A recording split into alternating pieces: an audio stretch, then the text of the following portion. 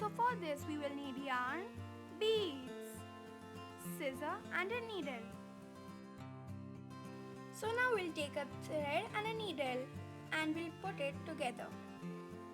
And now we'll make one knot at the end of like this.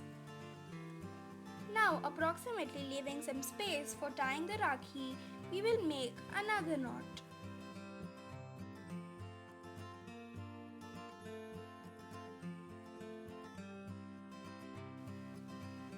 Like this. Now we will add the beads of our choice.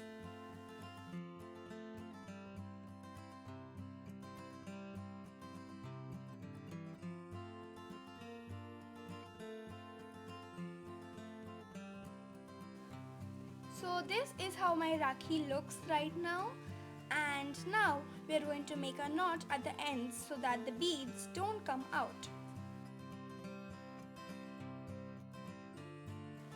So now our Rakhi number 1 is almost ready.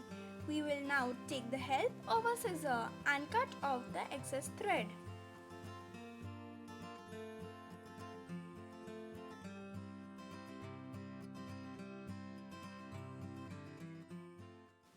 And our Rakhi number 1 is ready.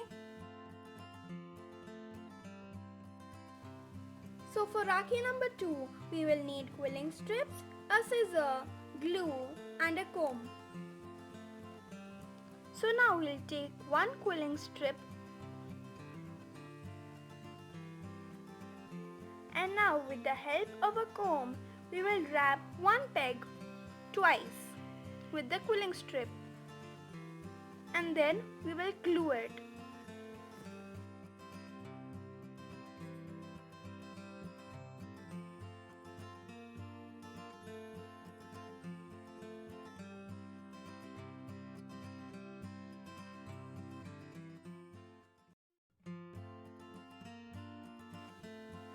Once one peg is wrapped twice, we will start with the second peg and we will wrap that twice, and after that is wrapped twice, we will wrap the third peg twice.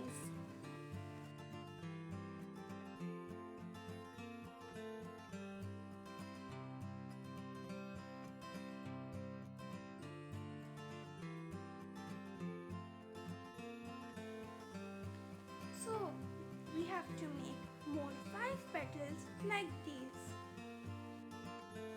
So once the 5 petals are made, we will stick them together with glue.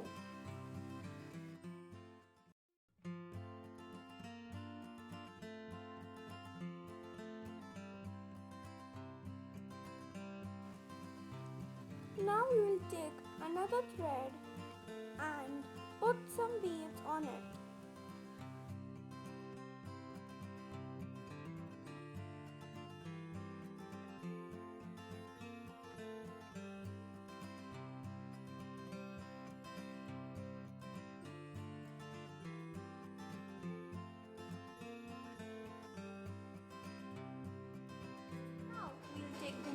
So now we'll take the needle and pass the thread through one flower petal and then through another one. We have to continue this process until we complete all the petals. So once our flower is woven into the Rakhi, we will put the same beads as we put before.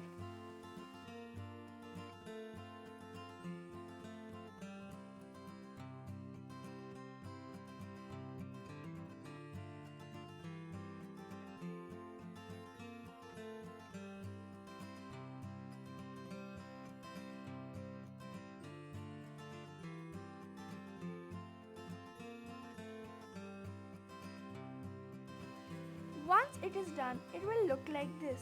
Now we'll make a knot at the end.